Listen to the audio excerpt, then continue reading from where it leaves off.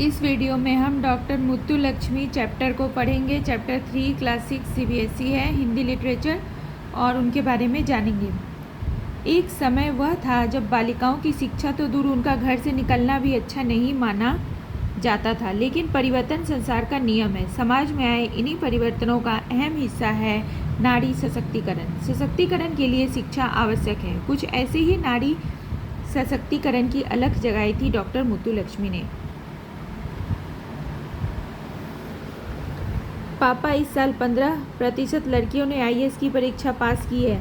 भव्य का उल्लास से भरा स्वर वातावरण में गूंज उठा। देखिए ना, अब लड़कियां किसी भी क्षेत्र में लड़कों से पीछे नहीं है। इस पर दीक्षित जी ने कहा, ठीक कह रही हो बिटिया। क्या तुम जानती हो लड़कियों ने समाज में यह स्थान प्राप्त करने के लिए किन किन कठिनाइयों का सामना किया है? भव्य की प्रश्न सूचक दृष्टि देखकर उसके पिता ने कहा, आज से लगभग 100 वर्ष पहले महिलाओं के लिए सामान्य पढ़ाई लिखाई भी आसान नहीं थी। सुनो, मैं तुम्हें चिकित्सा के क्षेत्र में स्नातक की उपाधि पाने वाली पहली भारतीय महिला डॉक्टर मुत्तुलक्ष्मी के जीवन के बारे में बताता हूँ। 30 जुलाई 1886 को तमिलनाडु की रियासत पुदुकोट्टई में जन्मी मुत्तुलक्ष्मी उन भारतीय नारियों में से एक है जिन्होंने अपनी इच्छा शक्ति और दृढ़ निश्चय से इतिहास में अपने लिए विशेष स्थान बनाया। 9-10 वर्ष की आयु में ही दमा जैसी बीमारी से ग्रस्त हो जाने पर भी उन्होंने हिम्मत नहीं हारी।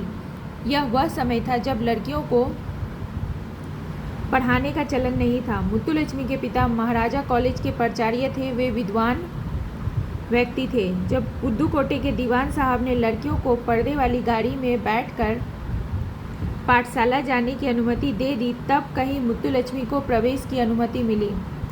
यद्यपि छात्राओं को छात्रवृत्ति का लालच दिया गया, परंतु बहुत कम बालिकाओं को पाठशाला आने के लिए प्रेरित किया जा सका। स्वयं मुत्तुलक्ष्मी के पिता ने उसके अध्यापक से कहा था, मैं चाहता हूँ मेरी बच्ची धोबी और दूध का हिसाब लिखने लायक पढ़ लिख जाए। उस समय लड़कियों को अंग्रेजी बिल्कुल नहीं पढ़ाई जाती थी। अध्यापक महोदय ने मुत्तुलक्ष्मी की प्रतिभा को पहचाना और अपनी शिष्या को फर्स्ट स्टैंडर्ड तक अंग्रेजी पढ़ा दी। मुत्तुलक्ष्मी के पिता दृढ़ चरित्र, अनुशासन प्रिय होने के साथ ही स्वतंत्र विचारों के व्यक्ति थे। पुत्री की प्रतिभा को पहचान कर उन्होंने उसे आगे पढ़ने को प्रेरित किया। उस दौर में मैट्रिक की परीक्षा बहुत कठिन होती थी। जिस वर्ष मुत्तुलक्ष्मी ने मैट्रिक की परीक्षा दी, 100 में से केवल 10 छात्र परीक्षा में उत्तीर्ण हुए।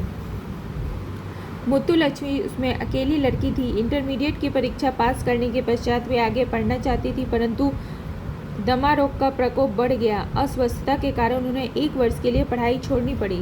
वर्ष 1907 में पुदुकोट्टई के महाराजा ने मद्रास मेडिकल कॉलेज में मुत्तु को प्रवेश दिलाने के लिए न केवल संस्तुति की बल्कि आर्थिक सहायता देने का आश्वासन भी दिया।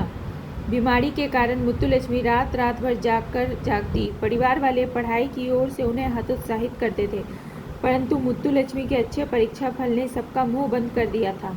तीसरे और चौथे वर्ष में शल्य चिकित्सा में उनके 100% अंक देखकर तो सबका मुंह खुला का खुला रह गया। आगे का चैप्टर नेक्स्ट वीडियो में। Like, share and subscribe my channel.